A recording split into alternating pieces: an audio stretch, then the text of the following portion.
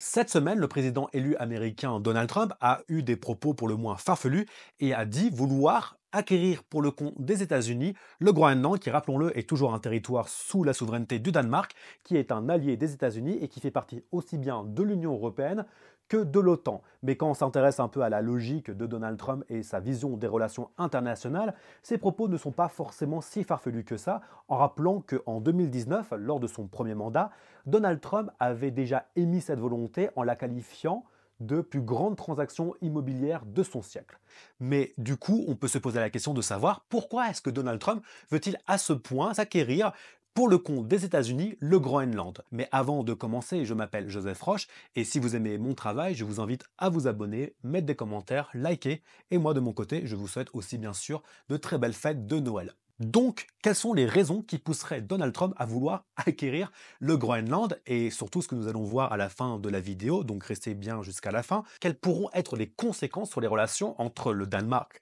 et les États-Unis, qui, rappelons-le, sont des alliés. Mais tout d'abord, les raisons. La première raison, elle est tout simplement économique. Il y a au Groenland énormément de ressources naturelles, aussi bien des hydrocarbures, du gaz et du pétrole, mais surtout des terres rares. Et les terres rares sont des minerais essentiels au développement des technologies de pointe, des microprocesseurs et de l'intelligence artificielle. Donc en gros, on peut simplifier la chose de la manière suivante. La puissance qui va contrôler les terres rares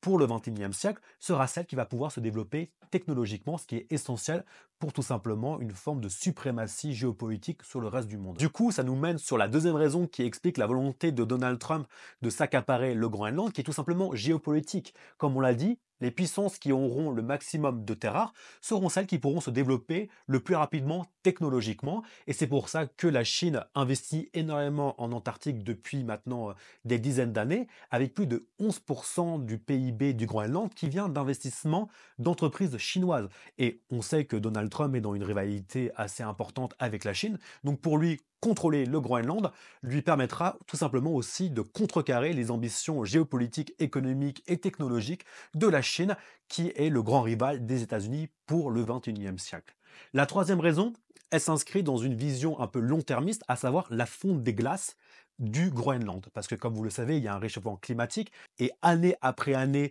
le Groenland est en train de fondre, ce qui est en train de dégager de nouvelles routes commerciales qui, elles aussi, seront essentielles pour le futur des relations internationales et du commerce du XXIe siècle, d'où la raison pour laquelle la Chine, encore une fois, et les États-Unis et la Russie sont en train de se disputer cette partie du monde avec une volonté de le contrôler.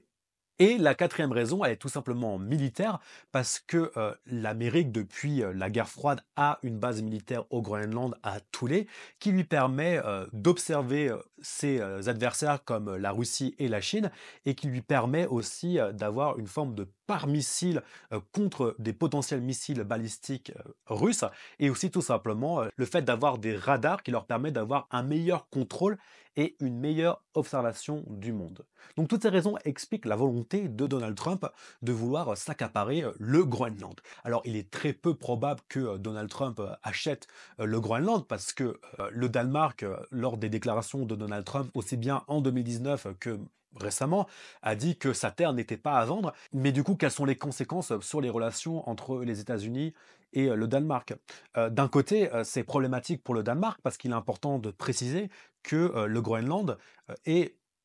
un territoire autonome du Danemark. Depuis 1979, le Groenland est autonome, il a son propre gouvernement, son propre consulat, mais est partie intégrante du territoire du Danemark. Mais il est important de préciser que au Groenland, il y a des mouvements autonomistes et indépendantistes qui réclament leur indépendance du Danemark, parce que rappelons-le que le Groenland appartient au Danemark que parce que le Danemark a colonisé le Groenland lors des expéditions arctiques du 19e siècle, au même titre que par exemple la France a pu coloniser une partie de l'Afrique de l'Ouest, à la différence près qu'il n'y a pas eu de décolonisation du Groenland,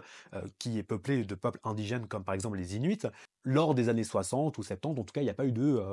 décolonisation formelle. Donc les États-Unis peuvent jouer sur cette faiblesse-là pour soutenir des mouvements indépendantistes, avec cette volonté peut-être de pousser des mouvements indépendantistes au Groenland pour les rapprocher des États-Unis et les repousser du Danemark. Mais bon, ça paraît quand même peu probable parce que toujours aujourd'hui, le Groenland dépend profondément économiquement du Danemark et le Danemark euh, également dépend du Groenland étant donné que 20% du PIB du Danemark vient du Groenland. Donc ce serait quelque chose de très problématique dans les relations entre les États-Unis et le Danemark avec une véritable crise diplomatique qui pourrait en être, voire pire si la relation et les tensions ne sont pas bien maintenues ou canalisées. Et c'est pour ça que le Danemark, qui a envie de garder des bonnes relations néanmoins avec les États-Unis, a déclaré que son territoire n'était pas à vendre et a dit vouloir réinvestir 1,5 milliard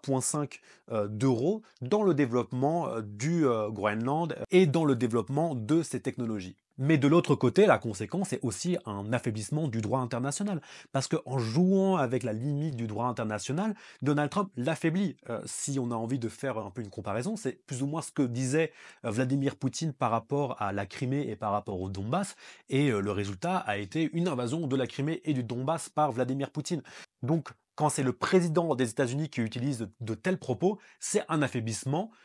du droit international, mais c'est aussi donner de l'eau au moulin aux expansionnistes, comme par exemple Vladimir Poutine, qui ne respecte pas le droit international. Donc c'est quelque chose venant des États-Unis qui, mine de rien, même si ça paraît anodin, est quand même très dangereux pour le droit international et pour, en gros, tout simplement l'architecture qu'on a construite depuis 1945, qui essaie plus ou moins, alors en ce moment plus moins que plus, de faire en sorte que on ne tombe pas dans une vision du monde qui n'est plus gérée par le droit international, mais par la loi du plus fort. Donc, ce sont des propos qui sont très graves venant d'un président élu des États-Unis. Donc, pour résumer grosso modo cette vidéo, il y a bien sûr des intérêts américains à prendre le Groenland, mais ils n'ont pas forcément besoin de le faire parce que le Danemark est un allié des États-Unis, mais ça forcera peut-être le Danemark de son côté à prendre du recul par rapport aux ennemis des États-Unis comme la Russie, alors ce qui est déjà le cas, hein, ou des ennemis comme la Chine, ce qui est moins le cas même si le gouvernement du Danemark essaie quand même de limiter la présence chinoise au Groenland pour se rapprocher plus des États-Unis. Donc c'est un peu la technique